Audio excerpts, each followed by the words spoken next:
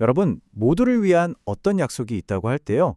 그게 어떻게 바로 나를 위한 약속이 될 수 있을까요? 이게 정말 중요한 지점인데요. 오늘 한 부부의 놀라운 이야기를 통해서 그 비밀을 한번 파헤쳐 보겠습니다. 자, 오늘 이야기의 시작은 바로 이 구절입니다. 누가복음에 나오는 말인데요. 능력이 예수께로부터 나와서 모든 사람을 낫게 했다. 모든 사람을요. 바로 이 약속이 오늘 우리가 따라가 볼 이야기의 실마리가 됩니다.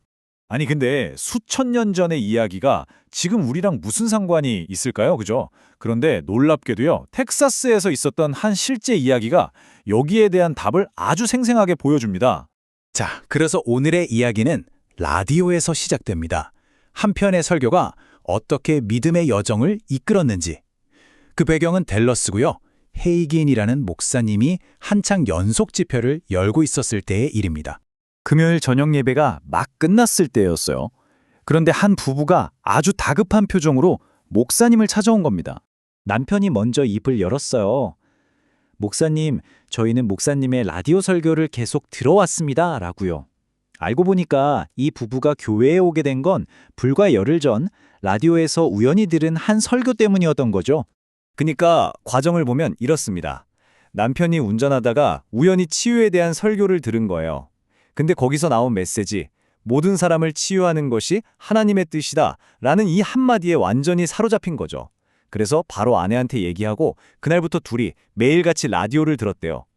그렇게 딱 열흘이 지나니까 이 믿음이 마음에 확고하게 자리를 잡게 된 겁니다. 그런데 이게 그냥 좋은 말이네 하고 끝날 문제가 아니었어요. 이 부부에게는 정말 시간이 얼마 남지 않은 생사가 걸린 싸움이었거든요.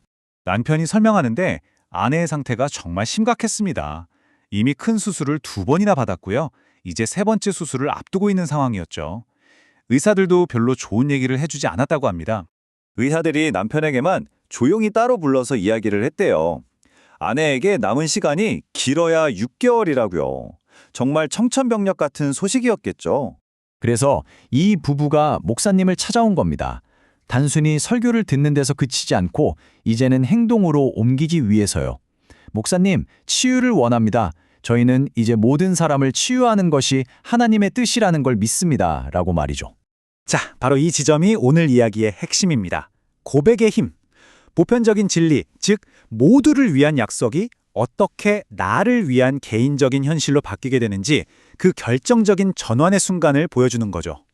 여기서 말하는 고백은요, 우리가 흔히 생각하는 것처럼 죄를 뉘우치는 그런 고백이 아닙니다. 여기서의 고백은 내가 믿는 바를 소인내어 선포하고 주장함으로써 그걸 내 현실로 만들어내는 행위를 말하는 거예요. 이 표를 보시면 그 차이가 정말 명확하게 보이죠? 왼쪽은 모든 사람을 치유하는 것이 하나님의 뜻이다. 이건 그냥 보편적인 사실, 하나의 정보일 수 있어요. 그런데 오른쪽을 보세요. 나를 치유하는 것이 하나님의 뜻이다. 주어가 모든 사람에서 나로 바뀌는 순간 이건 더 이상 남의 이야기가 아니라 바로 내 현실이 되는 겁니다. 그러니까 진짜 중요한 건 그런가 보다 하고 머리로 동의하는 데서 멈추는 게 아니라는 거예요. 그걸 내 삶에, 나 자신에게 직접적으로 적용하는 것. 이 부부가 바로 그 과정을 우리에게 보여주고 있는 거죠. 그래서 우리가 붙잡아야 할 핵심 고백은 바로 이 2문장의 연결입니다. 먼저 모든 사람을 치유하는 것이 하나님의 뜻입니다라는 거대한 진리를 선포하는 거예요.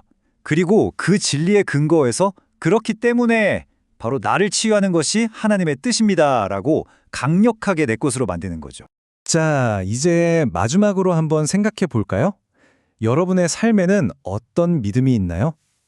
혹시 모두를 위한 것이라고 막연하게만 알고 있던 어떤 진리가 사실은 나를 위한 개인적인 고백을 간절히 기다리고 있지는 않을까요?